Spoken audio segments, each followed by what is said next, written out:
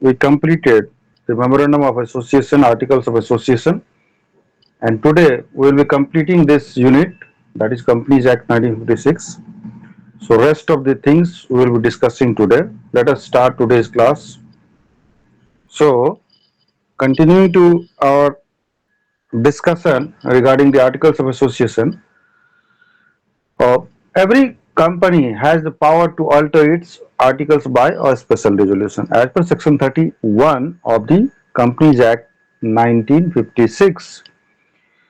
It is telling us about that every company has the power to alter its articles of association by passing special resolutions. Okay. So after passing the special resolution, in context with the alteration of articles of association, the copy of special resolution has to be sent to the ROC office within 30 days of passing the special resolution with with effect to or in context with the alteration of articles of association. At the same time, copy of the altered articles has to be sent to the ROC, that is Registrar of Companies, within 3 months of passing a resolution. Next page. Now there is a case that is very famous case that must not sanction anything illegal. Okay. Now case is named as Andrew versus Gas Meter Company Limited. So let us see what was held in this case and what this case is all about. The memorandum of the company provided that the nominal capital of the company was 60,000 pounds divided into 600 shares of 100 pounds each. The memorandum and articles did not contain any express provisions as to issue of preference shares. The company by special resolution altered its articles so as to give itself power to issue preference shares and then issued them. So in this case, basically what happened, the nominal capital of the company was how much? 60,000 pounds, and it was divided into 600 shares of 100 pounds each. And the memorandum as well as the articles did not contain any clause or anything regarding or any information regarding whether express or implied regarding the issue of preference shares. But now the management has decided to issue some preference shares. So with that regard, they had to pass a special resolution, and what they did, they authorized or they powered the company through the special resolution, and then they issued preference shares. So held the issue was valid. Then in this case, this issue was held to be valid, not invalid. Let us go to the next page. The next page is talking about must be bona fide for the benefit of the company as a whole. Bona fide must be bona fide for the benefit of the company as a whole. पूरे company के लिए ऐसा काम होना चाहिए कि पूरे company के लिए वो जो काम है ना वो मतलब कंपनी के बेनिफिट के लिए होना चाहिए. So there is a case in Shuttleworth versus Cox Brothers and Company. In this case, let us see what happened. The articles of a company provided that as and four others should be permanent directors of the company. So articles is saying that as and four others should be the permanent directors of the company. They could, however, be disqualified by any of the six specific events as failed to account for company's money on 22 occasions and 12 months. The articles were, so what they are saying that they could, however, be disqualified by any of the six specific event. Articles बोलता है कि as and other four members could should be the permanent directors. ये बात बोलता है articles of association. लेकिन अगर वो 6 इवेंट करता है ऐसा 6 specific event, then they would be considered as disqualified for being appointment as a director of the company. So what S has done, S has failed has failed to account for company's money, company का पैसा को ठीक से utilise करने में has fail हुआ है।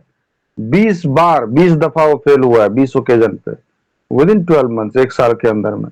The articles were accordingly altered and a seventh event disqualified director was added, और उसमें 6 इवेंट के तक माफ था, और 6 इवेंट के बाद 7वां इवेंट करने say that director would be a disqualified person for being appointed as a director of the company. So the event added was that if a director was so requested in writing by all other directors, he should resign as was so requested to resign.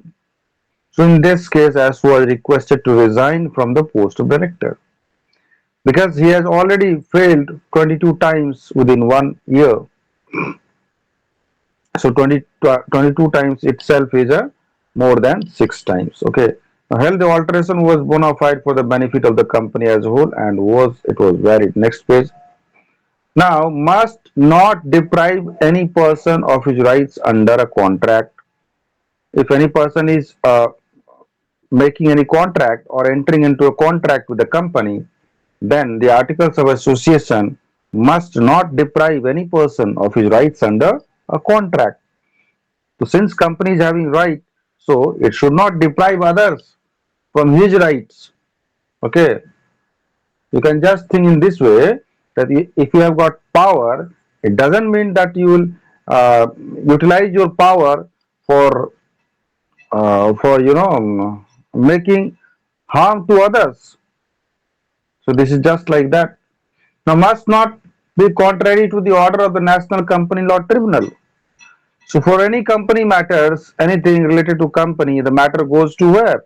The matter goes to the National Company Law Tribunal, that is called NCLT. Okay? Here the NCLT is in Kolkata. In Kolkata, if any company matter is there, then it has to be heard in Kolkata. Now, alteration in articles which has an effect of converting a public company into private company can be made only if it is provided by the central government. So now see, the company has been formed. Initially, it was formed as a private company. Now it is willing to go and become a private company, a public company. So in that case, it can be made only if it is approved by the central government. ऐसा नहीं कि अपने से आप कर लीजिए और अपने आप बन जाइए प्राइवेट कंपनी से public company. For that, you need to take approval from the central government. Next page is regarding binding force of memorandum and articles. Binding force. तो binding force क्या है भाई? The company is bound to its members. Company is bound to its members, and the members are also bound to its company. Each member is bound to the company. Now, vice versa. It's just vice versa. The company is bound to its members, and vice versa is what? Each member is bound to the company. Company भी bound है members के प्रति, and members भी bound है company से company के प्रति. Neither the members nor the company is bound to the outsiders.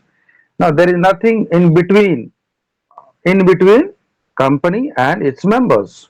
So they are saying that neither the members nor the company is bound to the outsiders. It's between the members and the company only. Next page. Difference between articles and articles and memorandum of association. This question, this topic is very much important. One should memorize it to fetch at least 10 marks. At least 10 marks question must be asked if it was not asked immediately in previous exam. So please do not leave this topic. So difference between articles and memorandum of association. दोनों में अंतर क्या है भाई? So memorandum is the charter of the company, while articles are the regulation for the internal management of the company. Articles of association क्या है? Company का जो इंटरनल मैनेजमेंट होगा उसके बारे में रूल्स एंड रेगुलेशन लिखा हुआ होता है।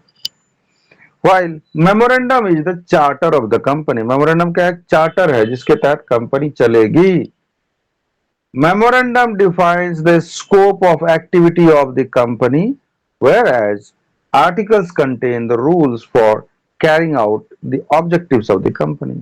कंपनी फॉर्मेशन का क्या ऑब्जेक्टिव है, ये सारा चीज आर्टिकल्स में लिखा रहेगा, आर्टिकल्स ऑफ एसोसिएशन में। वाइल मेमोरेंडम में क्या लिखा रहेगा? स्कोप ऑफ एक्टिविटी, कंपनी जो भी एक्टिविटी करेगी उसका क्या स्कोप रहेगा, क्या अचीव करना चाहेगी, क्या रहेगा, वही सब रहेगा। Next page.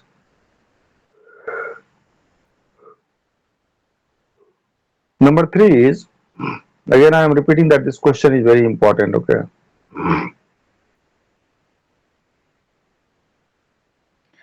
So memorandum is a supreme and primary document, whereas articles are subordinate to the memorandum. तो memorandum क्या है भाई? सुप्रीम एंड प्राइमरी डॉक्यूमेंट है, जबकि आर्टिकल्स ऑफ एसोसिएशन क्या है? एक सबऑर्डिनेट डॉक्यूमेंट है। ठीक है, किसका डॉक्यूमेंट है? तो मेमोरेंडम का। Memorandum is a must for every company, memorandum होना ही होना चाहिए। Whereas for articles it is not a must, articles of association होना कोई जरूरी नहीं है for companies limited by shares which may simply adopt table A of the schedule.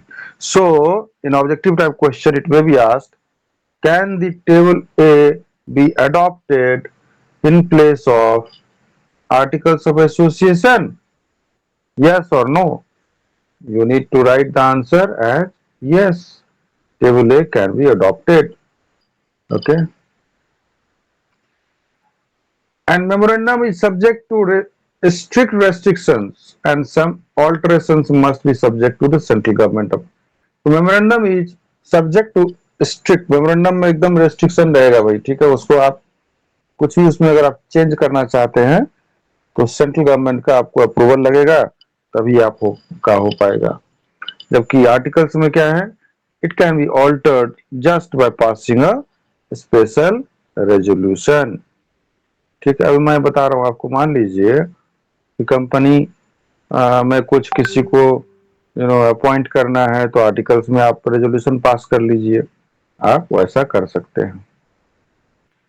Next page is act ultra vires the memorandum as wholly void and cannot be ratified, whereas acts ultra vires the articles, but intra vires the memorandum can be ratified.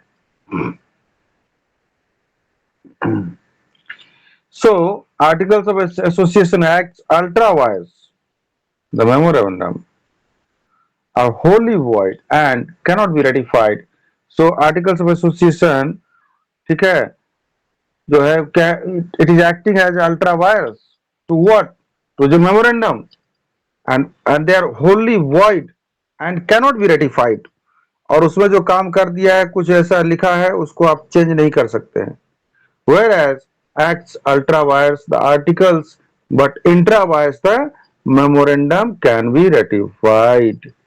Okay, next page. Now doctrine of constructive notice. The memorandum and articles on registration with ROC assume the character of public documents. So आपका अगर company है तो आप नहीं कह सकते हैं कि भाई मेरे कंपनी का आर्टिकल्स मेरा संपत्ति है, दूसरा लोग देख नहीं सकता है। नहीं, it is a public document. Once it is registered with ROC, if your company is registered with the ROC, registered of companies, your document should be available to anybody who is in need to see and want. So memorandum and articles on registration with the ROC assume the character of public document, so public document हो जाता है। So every outsider dealing with the company is deemed to have notice of the contents of the same. अगर आप company से deal कर रहे हैं तो it is assumed or it will be assumed that you are aware of the contents of the articles and memorandum of the company. So this is known as the doctrine of constructive notice. Again, this topic is very important. पूछेगा भाई doctrine of constructive notice क्या है, इसको define कीजिए, 5 marks का आ जाएगा question. तो आपको सिंपली लिखना है कि कंपनी का जो मेमोरेंडम ऑफ एसोसिएशन है एंड जो आर्टिकल्स ऑफ एसोसिएशन है, वो जब कंपनी वो जब आरओसी ऑफिस में, रजिस्ट्रार ऑफ कंपनी ऑफिस में रजिस्टर्ड हो जाता है, तब वो एक पब्लिक डॉक्यूमेंट हो जाता है। Excuse me. एंड उसके बाद जो भी आउटसाइडर कंपनी से डील करते हैं, they can have access to these documents, and it will be assumed that they have notice of the contents of the same. So this is called the constructive notice, doctrine of constructive notice. Now let us discuss one case. Next page. The articles of association of the company contain the clause that all deeds and documents shall be signed by the managing director. ऐसा लिखा हुआ articles में कि एक clause है कि सारा कागज, जो भी कागज पत्तर है कंपनी का, वो जो कंपनी का एमडी है वो साइन करेगा, सेक्रेटरी भी साइन करेगा, और कोई वर्किंग डायरेक्टर है या एग्जीक्यूटिव डायरेक्टर है तो वो करेगा कंपनी के बिहाफ में। A deed of mortgage was signed by the secretary and the working director only. जबकि क्या लिखा हुआ है भाई उसमें? उसमें लिखा हुआ है कि मैनेजिंग डायरेक्टर साइन करेगा, सेक्रेटरी सचिव साइन करेगा, एंड दो वर्किंग डायरेक्टर जो है वो भी साइन करेंगे। लेकिन एक मॉर्गेज के लिए क्या हुआ? सिर्फ सेक्रेटरी एंड वर्किंग डायरेक्टर ने साइन किया। तो देखते हैं इस केस में क्या डिसीजन हुआ। Next page. Decision. It was held that the mortgage was invalid in spite of the fact that the plaintiff acted in good faith and the money was utilized for the company. The mortgagee should have consulted the articles before executing the mortgage. आपका जो articles of association है उसमें तो आपने लिख के रखा हुआ है कि भाई हमारा मैनेजिंग डायरेक्टर, वर्किंग डायरेक्टर और कंपनी का सचिव, सेक्रेटरी के साइन करने पर ही मॉर्गेज वाला काम होगा। लेकिन आपने क्या किया? दो लोगों के द्वारा साइन करवाया। कौन कौन साइन किया? सचिव, सेक्रेटरी के द्वारा और वर्किंग डायरेक्टर के द्वारा, और मैनेजिंग डायरेक्टर के द्वारा साइन करवाया ही नहीं। तो इसलिए भले ही आपने मॉर्गेज करके पैसा लिया और पैसा लेकर के आपने उस पैसे को यूटिलाइज किया कंपनी के लिए, परंतु ये जो इस तरह से जो आपने काम किया, इसको माना जाएगा कि अवैध रूप से हुआ, क्योंकि आपका आर्टिकल्स परमिट ही नहीं करता है आपको ऐसा करने को। Next slide. Lord Hatherley observed in this regard in a case of Mahoney versus East Hollyford Mining Company, whether actually the outsider reads the articles or the memorandum or not, it will be presumed that he has read them. इस case में ऐसा decision आया कि भाई बाहरी लोग चाहे articles of association और मेमोरेंडम पढ़े या नहीं पढ़े, लेकिन ये माना जाएगा कि वो उसको पढ़े हैं। So every joint stock company has its memorandum and articles open to all and every person who deals with the company. So प्रत्येक कंपनी का जो आर्टिकल्स एंड मेमोरेंडम है वो ओपन टू ऑल होगा। must be affected with the company, must be affected with the notice of all that is contained in the stock. और उसमें जो भी लिखा हुआ है वो उसको डील करने के पहले पढ़ना चाहिए। Next page is doctrine of indoor management. अब देखिए हमने डॉक्ट्राइन ऑफ कंस्ट्रक्टिव नोटिस पढ़ा, डॉक्ट्राइन ऑफ अल्ट्रा वायरस पढ़ा, ठीक है। उसके बाद difference between articles and memorandum पढ़ा। ये सब सारा इंपॉर्टेंट टॉपिक है कंपनी फॉर्मेट में। और ये सब क्यों पढ़ाया जा रहा है भाई एमबीए में? इसलिए पढ़ाया जा रहा है कि एमबीए से पास करने के बाद, डिग्री लेने के बाद आपके पास ये सब सारा नॉलेज होना चाहिए, ताकि आपके पास एक वर्किंग नॉलेज रहे कि कंपनी कैसे काम करती है। Now, next is doctrine of indoor management. Let us see. So there is one limitation to the doctrine of constructive notice. जो कंस्ट्रक्टिव नोटिस जो हमने बताया, ठीक है, तो कंस्ट्रक्टिव नोटिस क्या है? वो आरओसी में जब रजिस्टर्ड हो जाएगा तो वो क्या होगा? वो पब्लिक डॉक्यूमेंट माना जाएगा। आर्टिकल्स एंड मेमोरेंडम यही है, लेकिन इसका एक लिमिटेशन है, and that limitation is known as the doctrine of indoor management. So what are they?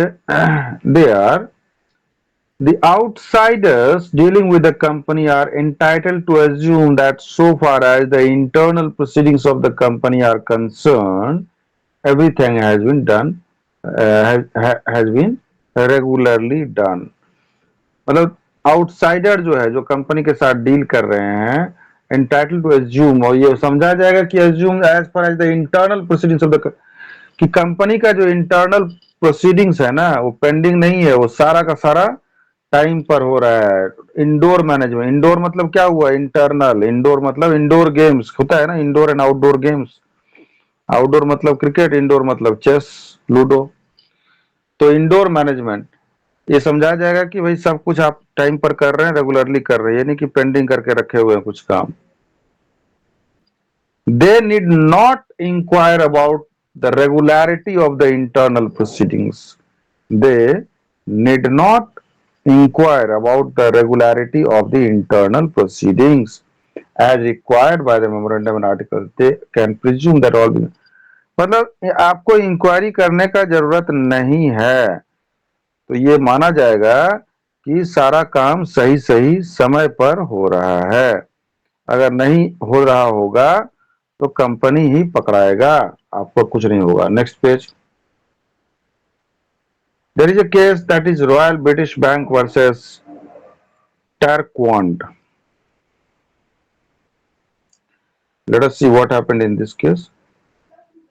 The directors of the company had issued a bond to T.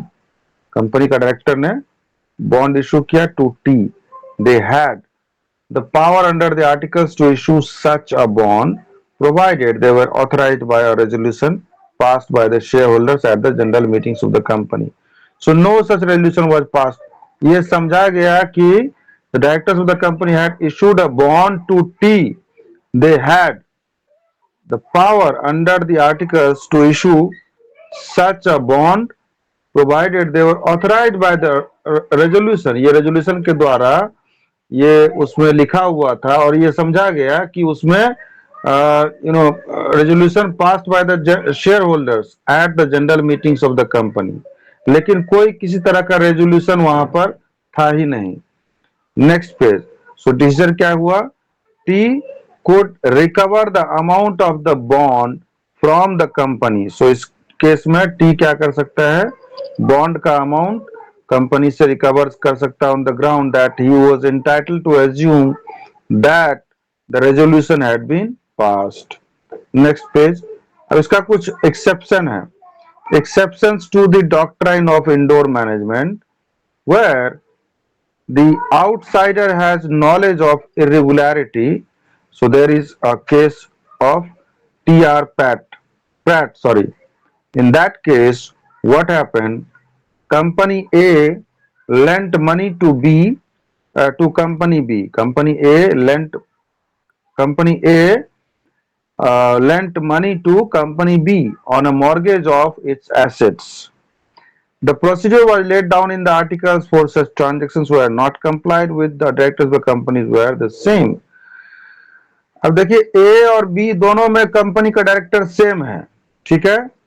अब A ने lent money to company B. A company जो है so company ए ने B company को money दिया, पैसा दिया कुछ एसेट्स के मॉर्गेज पर, और ये जो प्रोसीड्योर हुआ आर्टिकल्स में इस तरह का ट्रांजैक्शन के बारे में नहीं था. तो अब क्या हुआ, it was held the lender had notice of irregularity and hence the mortgage was not binding. तो ये समझा गया कि जो लेंडर है ना उसको इस इरेगुलरिटी के बारे में जानकारी था, नोटिस था, इसलिए वो मॉर्गेज उसको बाइंडिंग नहीं है. नेक्स्ट है negligence on the part of the outsider. Next. So case is Anand Bihari Lal versus Dinshaw and Company. So the plaintiff in this case accepted a transfer of company's property from its accountant. Anand Bihari versus Lal versus Dinshaw and Company. So the plaintiff मतलब जो case करता है उसको बोलते हैं plaintiff. In this case accepted a transfer of companies property from its accountant. उसने क्या किया, कंपनी के अकाउंटेंट से प्रॉपर्टी एक्सेप्ट किया। सो ये इसमें डिसीजन लिया गया। The transfer was void as such the transaction was beyond the scope of accountant's authority. ये अकाउंटेंट के अथॉरिटी के बाहर का काम था। The plaintiff should have seen the power of attorney executed in favour of. तो उसको एक काम होने के पहले ये चेक करना चाहिए था कि पावर ऑफ अटॉर्नी जो है वो अकाउंटेंट के फेवर में है कि नहीं। आपको कोई आदमी अपना जमीन लिख देता है ऐसे ही, ऐसा तो हो नहीं सकता। अगर वो मालिक नहीं है तो कैसे लिखेगा? तब लिख सकता है अगर उसके फेवर में पावर ऑफ अटॉर्नी एग्जीक्यूटेड है तो वो लिख सकता है। Next page. In case of forgery, now there is a case of Ruben versus Great Fingal Consolidated Company. So in that case, what happened? The secretary of the company issued share certificate under the company's seal. Company के seal के तहत secretary ने share का certificate issue किया। With his own signature, अपने signature मार करके secretary ने इशू कर दिया। And the signature of a director false by him. अपना सिग्नेचर मारा सही सही और डायरेक्टर का फर्जी साइन मार करके शेयर सर्टिफिकेट इशू कर दिया। Reuben versus great फिंगल consolidated company में। तो इस केस में क्या हुआ? It was held the share certificate was not binding on the company. तो ये हुआ कि भाई वो तो सेक्रेटरी जल गया जो हुआ, लेकिन कंपनी उसके लिए किसी प्रकार का दायित्व कंपनी का नहीं है। The person who advanced money on the strength of this certificate was not entitled to be registered as holder. और जिस पर्सन ने भी उस शेयर सर्टिफिकेट को खरीद करके कंपनी में इशू किया पैसा, वो not entitled to be registered as a holder, उसको कंपनी का शेयर होल्डर नहीं माना गया। Next page. acts outside the scope of apparent authority. So there is a case of Credit Bank Castle, Kredit, Credit Bank Castle versus Sankers Limited. So in this case, what happened? A branch manager of a company drew an endorsed bill. Branch manager, company का branch manager ने bill draw किया and उसको endorse किया, bills of exchange on behalf of the company, company के बदले में, in favor of a payee। किसको किया इंडोर्स? पेई को। to whom he was personally देखिए क्या है यहाँ पर, he had no authority for the company।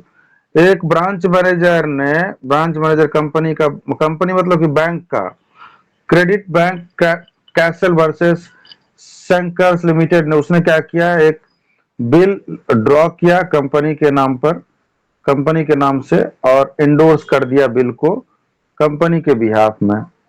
In favour of ए पेई, उसको कर दिया जिसका पैसा वो कर्जा लिया हुआ था, कर्ज लिया हुआ था। तो ही हैड नो अथॉरिटी, और उसके पास ऐसा, अरे भाई कंपनी अगर या बैंक अगर कर्ज लिया है तब ना वो एज ए मैनेजर बैंक का कर्ज चुकाने के लिए बिल को ड्रॉ करेगा और इंडोर्स करेगा। इसने क्या किया, ब्रांच मैनेजर ने पर्सनल लोन चुकाने के लिए कंपनी का जो है, मतलब जो बैंक का जो बिल है वो बैंक के नाम पे ड्रॉ किया और उसको इंडोर्स कर दिया। तो इस केस में क्योंकि उसको ऐसा नहीं था authority, so it was held that the company was not bound. इस केस में कंपनी बाउंड नहीं हुआ, ऐसा मैंने डिसीजन आया कि company is not bound. Next slide, next page. So brains of the company, directors are basically the brains of director. Company का director जो होता है बेसिकली क्या होता है, कंपनी का ब्रेन होता है, brains of the company. Directors are the brains of the company.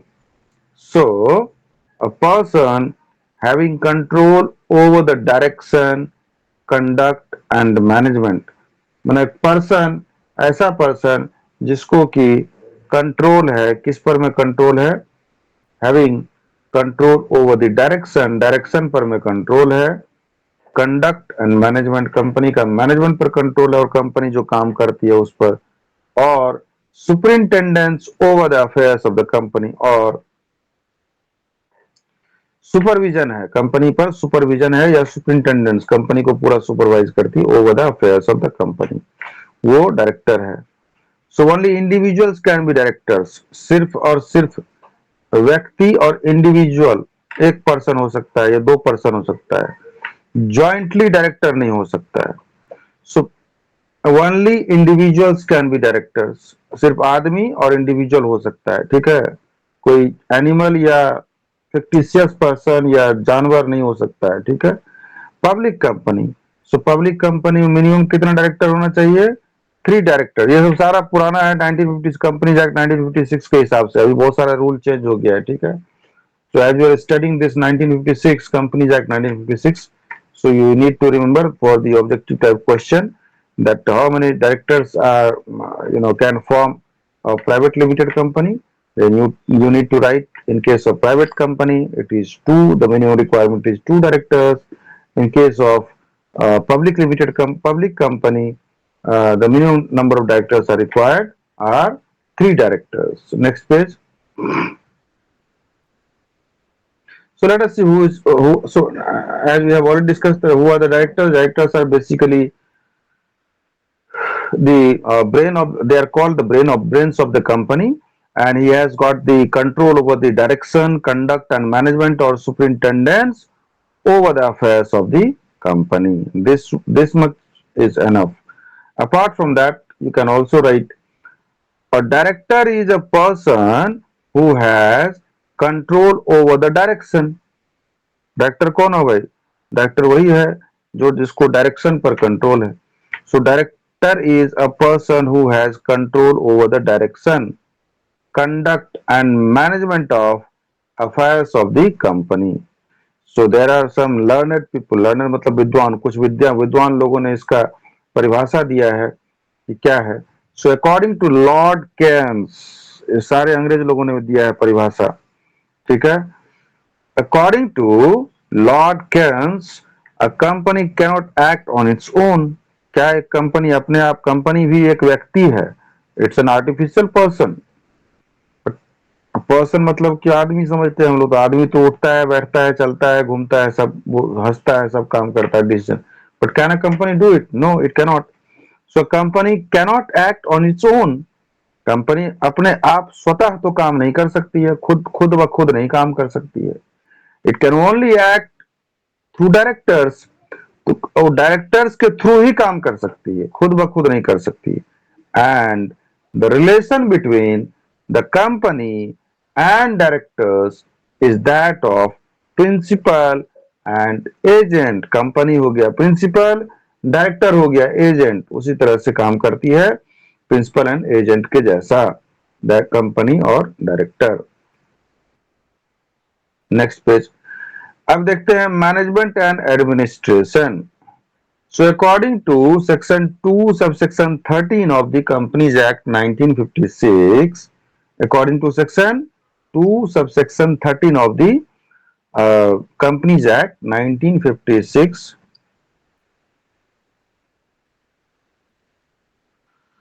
और डायरेक्टर इज डिफाइंड, अब देखिए कंपनीज एक्ट में क्या बोलता है, as any person occupying the position of the director by whatsoever name को, किसी भी नाम से कह लीजिए लेकिन डायरेक्टर का पद वो लेके बैठा है तो उसको कहेंगे डायरेक्टर, कंपनी का डायरेक्टर कहेंगे, ठीक है।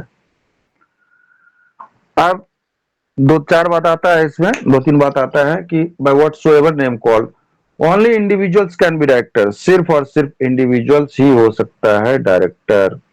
No body corporate or association or firm can be appointed as director of the company. No body corporate, कोई भी कंपनी किसी कंपनी का डायरेक्टर नहीं हो सकता। बॉडी कॉर्पोरेट मीन्स व्हाट, मतलब कंपनी, तो कोई भी एक कंपनी किसी दूसरी कंपनी का, या कोई भी एसोसिएशन किसी दूसरे कंपनी का, या कोई भी फर्म किसी कंपनी का डायरेक्टर नहीं हो सकता। सिर्फ और सिर्फ आदमी ही डायरेक्टर हो सकता है। Next page. Now qualification of director. अब डायरेक्टर का क्वालिफिकेशन कुछ है भाई कि कुछ क्वालिफिकेशन भी होना चाहिए। तो क्या सब होना चाहिए और क्या नहीं होना चाहिए। So the Companies Act provides that or prescribes no academic or professional qualification for a director. तो एज पर कंपनीज एक्ट जो है, कंपनी एक्ट के हिसाब से ऐसा कुछ नहीं लिखा हुआ है कि डायरेक्टर बनने के लिए आपको इतना पढ़ा लिखा होना चाहिए या इतना ज्ञानी होना चाहिए, ऐसा कुछ नहीं। एक मूर्ख आदमी भी अपने नाम पर कंपनी खोल सकता है, या एक मूर्ख आदमी भी जिसको कुछ भी ज्ञान नहीं है, अंगूठा छाप भी या हस्ताक्षर करने आता है, वो भी कंपनी का डायरेक्टर हो सकता है। सो as per companies act the articles may provide what qualifications the company director must possess. तो कंपनी कानून में तो ऐसा नहीं है, लेकिन एक मूर्ख आदमी तो कंपनी चला नहीं सकता है। तो इसलिए जो कंपनी का आर्टिकल्स ऑफ एसोसिएशन है, उसमें आप जब कंपनी बनाएंगे तो आप डिफाइन कर सकते हैं कि भाई एक डायरेक्टर बनने के लिए एमबीए होना चाहिए, इंजीनियर होना चाहिए, सीए होना चाहिए, कंपनी सेक्रेटरी होना चाहिए, XYZ ये होना चाहिए। अब ये हो गया क्वालिफिकेशन। अब डिसक्वालिफिकेशन भी है कुछ की जो ये हो गया क्वालिफिकेशन मतलब योग्यता, डायरेक्टर के बनने के लिए क्या योग्यता होनी चाहिए।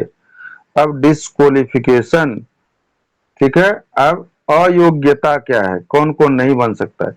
सो following persons are not eligible to be directors of a company. ये लोग हैं जो डायरेक्टर्स नहीं बन सकते हैं। कौन? पर्संस ऑफ अनसाउंड माइंड, जिसका माइंड अनसाउंड है, जो दिमागी रूप से सही नहीं है, वैसा आदमी भले कितना भी पढ़ा लिखा क्यों ना हो, वो कंपनी का डायरेक्टर नहीं बन सकता है। And undischarged insolvent, undischarged insolvent, वैसा आदमी जो पूरी तरह से दिवालिया हो गया है और वो अपना कर्ज भी नहीं चुका पाया, दिवालियापन का शिकार हो गया है, ठीक है, वैसा आदमी भी कंपनी का डायरेक्टर नहीं हो सकता है। Next page. General powers of the board. अब जो बोर्ड है उसका कुछ जनरल पावर है। बोर्ड, बोर्ड मतलब क्या हुआ, पावर्स। अब पावर्स, बोर्ड मतलब बोर्ड ऑफ डायरेक्टर्स, बोर्ड मतलब ब्लैक बोर्ड व्हाइट बोर्ड नहीं, या ICSC board CBSE JAC board नहीं। बोर्ड मतलब board of directors. Okay, so there are certain general powers of board. Now, powers to be exercised at board meeting.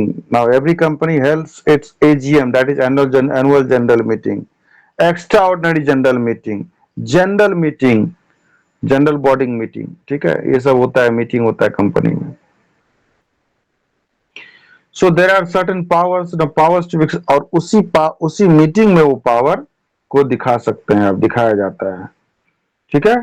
क्या सब कर सकते हैं भाई, पावर्स क्या क्या है। टू इशू डिवेंचर्स, डिवेंचर को इशू करने का power. To invest the funds of the company, company के पास जो फंड है उस फंड को कहीं पर इन्वेस्ट करना है, किसी कंपनी में, बैंक में, किसी म्यूचुअल फंड में, किसी शेयर में या किसी प्रोजेक्ट में, ठीक है। To make calls on share holders in respect of money unpaid on their shares. आपने कुछ कॉल मनी मंगवाया था शेयर एप्लीकेंट से, और उसमें से कुछ रुपए फर्स्ट कॉल पे मंगवाया था और सेकंड एंड फाइनल कॉल का पैसा बचा हुआ है, तो that whether to call for that money or not from the shareholders, that decision has to be exercised by the board members in that meeting also. The powers to be exercised with the approval of company in general meeting. So powers to be exercised uh, with the approval of the company in general meeting. General meeting में ये सब सारा power company के approval से ही आप exercise कर सकते हैं। Next, to borrow money. अब आप किसी से, नेक्स्ट पेज है, टू बोरो मनी, किसी से आप उधार कर्जा लेना है कि नहीं, या जरूरत है कि नहीं, या ले सकते हैं कि नहीं, that regarding that. To contribute to charitable trust, कुछ चैरिटेबल ट्रस्ट है, चैरिटी का काम कर रहा है जैसे, तो उसको उसमें डोनेट करना है कि नहीं, कंट्रीब्यूट करने। टू रेमिट और give for payment of repayment of any debt due to the company by a director. To remit or give time for repayment of any debt due to the company by the director। मतलब company का जो कुछ कर्जा है और उसको payment करने के लिए कुछ टाइम देना है कि नहीं देना है, वो भी डिसीजन होना है। ड्यूटी, अब हो गया ड्यूटी, खाली अधिकार नहीं है, कुछ ड्यूटी भी करना है। Fiduciary duties, okay, duties of skill, care and diligence, सारा काम स्किलफुली कीजिए, समय पर कीजिए, केयरफुली कीजिए। अटेंड बोर्ड मीटिंग्स, आपका ड्यूटी है कि बोर्ड का मीटिंग को अटेंड भी करना। Not to delegate his functions, अपना जो पावर है या अपना जो काम है उसको किसी को टाल के किसी को दूसरे के ऊपर मत डाल दीजिए। नॉट टू डेलीगेट, डेलीगेट मतलब अपने काम को किसी और को दे देना, उससे करवाना, दैट ओके। ये सब सारा राइट्स है एंड ड्यूटीज है। Next page is regarding meetings. अब देखिए कंपनी में जनरली 3-4 तरह का मीटिंग होता है, 3 तरह का मीटिंग मेन है, ठीक है। So general meeting and class meeting. Now general meeting is number one is statutory meeting. Statutory meeting. Next is annual general meeting. दूसरा होता है annual general meeting होता है। AGM जिसको बोलते हैं, कंपनी का AGM हो गया। Third one is extraordinary meeting. And there are certain other meetings like class meeting in which meeting of creditors and debentures holders, that is called class meeting. The meeting of directors, this is called class meeting. The next page is regarding talking about requisite of a valid meeting. अब भैया meeting जो करना है तो meeting के लिए कुछ requirement है, ऐसे नहीं कि उठ के आ गए कल मीटिंग है सुबह सुबह 9 बजे से आज ये मीटिंग करने बैठ जाइए, वैसा मीटिंग नहीं होता है। कैसे होता है कंपनी में, देखिए रूल तो बहुत है लेकिन प्राइवेट कंपनी में सब रूल फॉलो नहीं होता है, कागज पर होता है, कागज पर लिखा जाता है, कागज पर फॉलो होता है, लेकिन वैसा कुछ नहीं होता है, ठीक है। लेकिन हाँ बड़ी कंपनी में होता है। लेकिन कानूनी चीज है तो करना पड़ेगा। Requisites for of a valid meeting. So proper authority, जो भी आदमी कुछ लिखेगा कहेगा बोलेगा वो उसको अथॉरिटी होना चाहिए, यानी कि ऐसे ही कुछ बोल रहा है, ठीक है। नोटिस ऑफ मीटिंग, उस मीटिंग के बारे में नोटिस आया हुआ होना चाहिए या बोर्ड पर लिखा हुआ होना चाहिए, सबको नोटिस जाना चाहिए। कोरम ऑफ मीटिंग, कोरम आप खुद से पढ़िएगा क्या है। कोरम होता है कि 1/3, ठीक है, जितना लोग है उसका 1/3 ऐसे करके कुछ है, उसका हिसाब किताब है। कंपनी एक्ट 1956 वो आप देख लीजिए क्या है। Then chairman of who is chairing the meeting और who is presiding the meeting. Presiding मतलब कौन उसको हेड कर रहा है मीटिंग को, ठीक है। तो कौन हेड करेगा वो भी पहले से ही मालूम होता है मीटिंग को, यानी कि सब पहुंच गए बोले कि भाई हम ही हेड करेंगे, हम ही, ऐसा नहीं होता है। Then minutes of meeting. अब मीटिंग जो होता है तो मीटिंग में मिनट्स, मीटिंग में क्या क्या हुआ, क्या एजेंडा था, क्या डिस्कशन हुआ, कितना हुआ, जो भी बात है ना उसको लिखा जाता है, that is known as minutes of the meeting, ठीक है। Okay, next page. I'll take 1 minute break, okay? Then start.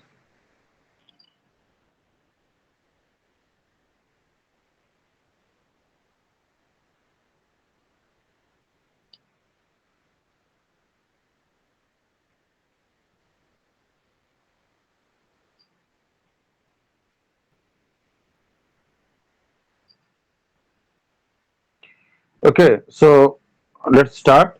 Now we will be covering the statutory meeting. So this is a compulsory meeting which needs to be conducted by the company. So this is covered under the section 165 of the Companies Act 1956. Let us see what it is. Definition: the first general meeting of the members of the company after the incorporation of the company to acquaint members with matters arising out of promotion and formation of the company। तो पहला meeting होता है company का जिसमें कि जो मेंबरान है, जो कंपनी के मेंबर्स हैं, वो कंपनी के इनकॉर्पोरेशन होने के बाद एक दूसरे का परिचय करवाते हैं, जानते हैं, और कंपनी जो बनी है तो किस लिए बनी है, क्या करना है, क्या ये सब चीज उसमें डिस्कशन होता है। Members with matters arising out of promotion and formation of the company, company का फॉर्मेशन एंड कंपनी का प्रमोशन के बारे में। Applicability, company limited by shares, कहाँ कहाँ पर ये मीटिंग होता है भाई, जो कंपनी लिमिटेड बाय शेयर्स है वहां पर होता है। दूसरा है company limited by guarantee and having a share capital, फिर दूसरा कंपनी में हो जहां पे company limited by not shares but limited by guarantee and having, guarantee के द्वारा है लेकिन शेयर कैपिटल है। एंड तीसरा है not applicable to private limited, ये प्राइवेट लिमिटेड कंपनी में एप्लीकेबल नहीं होता है, कहाँ होता है, ये पब्लिक लिमिटेड कंपनी में होता है। Periodicity should be held between 1 month more than equal to less than, मतलब 1 महीने के भीतर हो जाना चाहिए या मैक्सिमम 6 महीने तक या 6 महीने के अंदर, 1 महीने के बाद और 6 महीने तक या 6 महीने के अंदर ये मीटिंग हो जाना चाहिए from the date on which at which the company is entitled to commence business. Company को जब भी certificate of commencement of business मिल गया उसके 1 महीने के बाद और 6 महीने के पहले या 6 महीने तक up to 6 months they have to held this meeting, has to be organized. Now then statutory report has to be forwarded to every member at least 21 days prior to date of meeting. और इस बारे में report जो है ना वो आपको प्रत्येक मेंबर को कम से कम 21 दिन, मीटिंग के 21 दिन पहले ये रिपोर्ट चल जाना चाहिए, ठीक है। Now next page, there is annual general meeting that is being talked in Companies Act 1956 under section 166.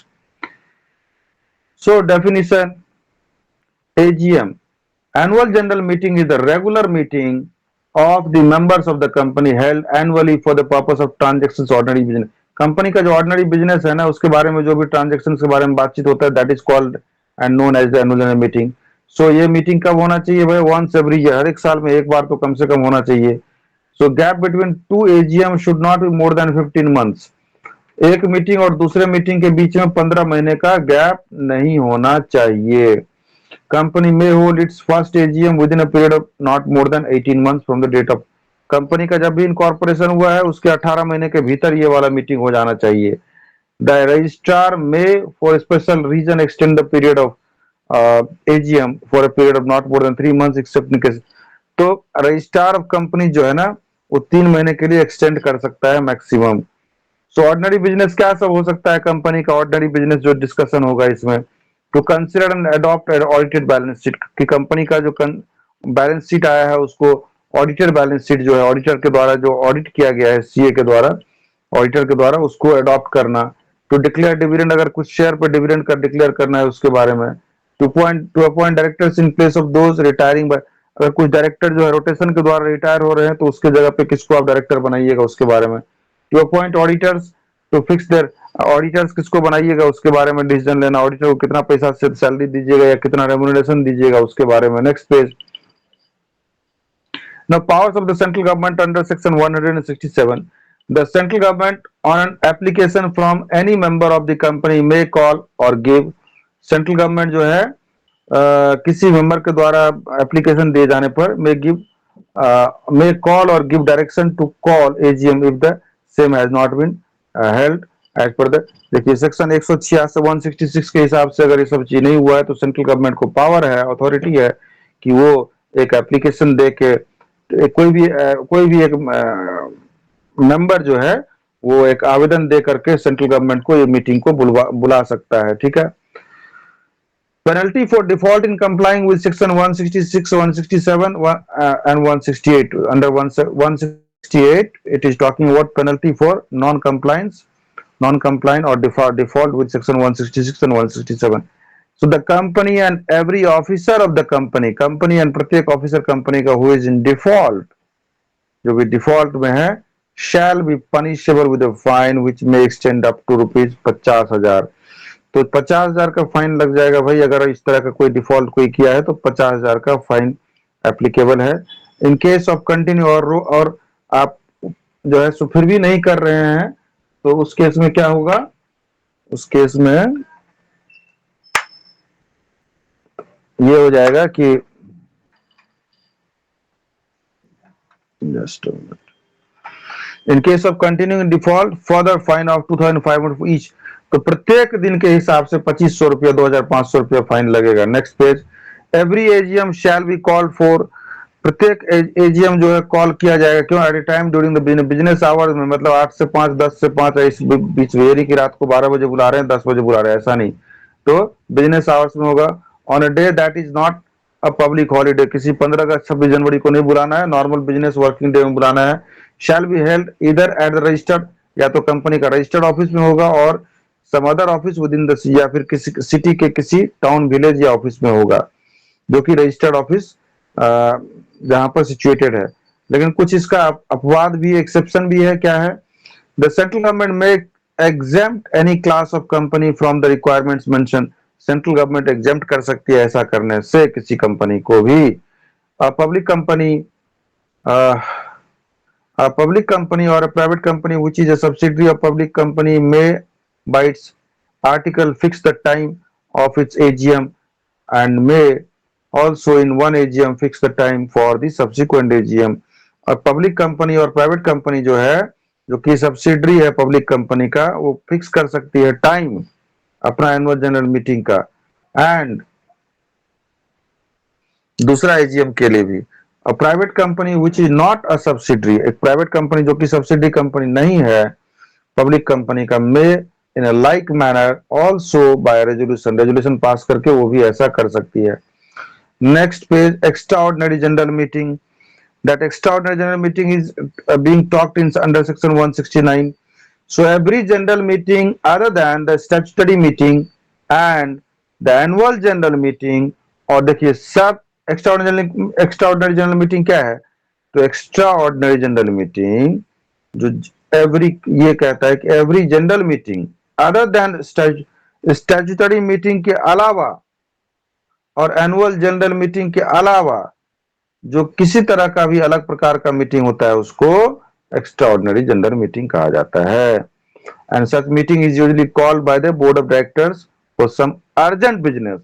Board of directors को लगा कुछ अर्जेंट चीज डिसाइड करना है जिसका वेट नहीं कर सकते, उसको तुरंत बुलाना है, तो ये एक्स्ट्राऑर्डिनरी जनरल मीटिंग बुलाया जाता है। एवरी बिजनेस ट्रांजेक्टेड एज, प्रत्येक प्रकार का वो ऐसा बिजनेस जो बिजनेस के बारे में डिस्कशन करना या बात करना, such a meeting in the special business। now board of directors can call EGM, ठीक है, बोर्ड ऑफ डायरेक्टर्स भी बुला सकता है extraordinary general meeting if it has received requisition from such number of members of the company as mention below. ये दिया हुआ है कि अगर बोर्ड ऑफ डायरेक्टर्स भी एक्स्ट्राऑर्डिनरी जनरल मीटिंग बुला सकता है, किस केस में, इस केस में company having share capital, members holding more than equal to 1/10 of the paid up capital, then they can call। then company not having share capital, जिसमें share capital नहीं है, तो members more than equal to 1/10 of the total voting power of all members as the date of the deposit of the requisition। now next page, that is notice of meetings. So contents and manner of service of, अब देखिए notice कैसे देना है, ये section 172 में कहा गया है 21 दिन पहले नोटिस देना होता है। सो एजीएम का नोटिस का क्या है, AGM by all members entitled to vote, जितना मेंबर जो वोट करने वाले हैं सभी को देना है। कंपनी, जिसमें कंपनी में शेयर कैपिटल है, so other meeting members holding more than 95% of the paid up share capital, and जिस कंपनी में शेयर कैपिटल नहीं है उसमें members having more than equal to 95% of the total voting right, and in above case it was holding 95% और more than that of the paid of share capital. तो जिसके पास share capital है या जिसके पास 95% का वोटिंग राइट है उसको notice देना पड़ेगा आपको 21 दिन पहले। And explanatory statement of the social of the special business must also a company, उसमें उस नोटिस में आपको क्या डिस्कस कीजिएगा वो भी देना होगा। Next page, quorum of shareholders. देखिए कोरम मैंने बोला था आप अपने से पढ़िएगा, लेकिन मैं चलिए बता देता हूँ। Quorum for meetings under section 174 unless the articles provide for larger number, the quorum for the meeting ऐसे होगा, पब्लिक कंपनी के लिए, पब्लिक लिमिटेड कंपनी के लिए 5 मेंबर्स पर्सनली, कम से कम 5 मेंबर पर्सनली प्रेजेंट होना चाहिए। और प्राइवेट लिमिटेड कंपनी के लिए कम से कम 2 मेंबर प्रेजेंट होना चाहिए।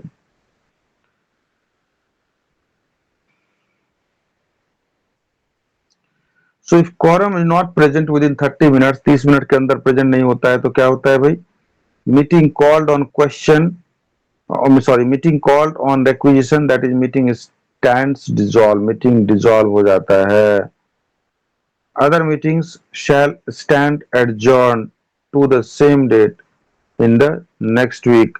तो उसी दिन जो है अगर नहीं आता है, ठीक है, 30 मिनट के अंदर कम से कम 5 member public limited company case में और 2 मेंबर कम से कम in case of private limited company के केस में, तो मीटिंग एडजॉर्न हो जाता है नेक्स्ट वीक के लिए।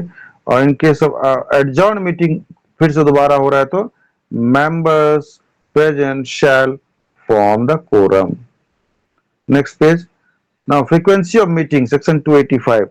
अब कितना अंतराल के बाद होना चाहिए मीटिंग? At least once in every 3 calendar months, कम से कम 3 महीना पर एक मीटिंग हो सकता है, या एंड 4 मीटिंग्स इन, और साल में कम से कम 4 बार, 3 महीना में कम से कम 1 बार, साल में कम से कम 4 बार। ये extraordinary general meeting. If 4 board members are held, if 4 board meetings are held in a calendar, one in each quarter, the interval between 2 meetings may not be। अगर मान लीजिए कि 4 मीटिंग होता है साल में, ठीक है, और एक होता है कम से कम, एक होता है एक क्वार्टर में, तो एक मीटिंग और दूसरे मीटिंग के बीच में 3 महीना से ज्यादा का गैप नहीं होना चाहिए। अब सेक्शन 25 बोलता है needs to hold only 1 meeting in 6 month, an association not for profit. अब एक एसोसिएशन है नॉट फॉर प्रॉफिट, एनजीओ बोल रहे हैं, नॉन गवर्नमेंट ऑर्गेनाइजेशन नहीं, नॉट फॉर प्रॉफिट ऑर्गेनाइजेशन, जिसका जैसे मान लीजिए हॉस्पिटल वगैरह क्या है, उसका काम मकसद, स्कूल भी उसी में आता है, प्रॉफिट बनाना नहीं होता है। तो वैसे लोग जो है सो as per section 25 act 25 of the company, they may hold the meeting within 1 meeting at least in the 6 months। Now notice of the meeting, section 286, notice must be given in writing in to every director for the time being in India and at the usual address। Director जहां जहां पर है उसके घर पर आप भेजिए चिट्ठी कि भाई मीटिंग कर रहे हैं हम, ठीक है ना। एजेंडा क्या होना चाहिए मीटिंग का? Unless otherwise required by the articles, no agenda required. जब तक आर्टिकल्स में ऐसा कुछ नहीं लिखा गया तब तक कोई एजेंडा नहीं होगा। In some matters, prior intimation of the business to be transacted is required, that is appointment। कुछ मैटर में जैसे मैनेजिंग डायरेक्टर का अपॉइंटमेंट, कुछ इंटर कंपनी लोन्स है, या कुछ इन्वेस्टमेंट करना है सेक्शन 372A में, या appointment of a person as managing director who is already MD, पहले से एमडी है उसको जो है सो मैनेजिंग डायरेक्टर बनाना है, एज ए मैनेजर बनाना है, who is already MD in some other company, किसी कंपनी में MD है उसको अपने कंपनी में भी कुछ मैनेजर वगैरह बनाना है, तो ये सब एजेंडा हो सकता है मीटिंग का। Next page. quorum of the meeting, board meetings। So 1/3 of the board's total strength or 2 directors whichever is higher, ये quorum, ठीक है। quorum क्या है? 1/3 of the boards total strength, जो टोटल स्ट्रेंथ है बोर्ड का उसका 1/3, और कम से कम 2 डायरेक्टर जो भी उसमें ज्यादा हो, whichever is higher। Now total strength for the purpose means total strength of the board as reduced by the number of positions vacant at that। तो टोटल नंबर का मतलब हुआ टोटल बोर्ड का जितना मेंबर है, टोटल आदमी minus जो है उस टाइम अगर वैकेंट है कोई पोस्ट तो माइनस उतना, that becomes a total. Now, articles of association can always fix a higher quorum but not lower number। So, articles of association हमेशा ज्यादा number of members का के बारे में फिक्स कर सकता है।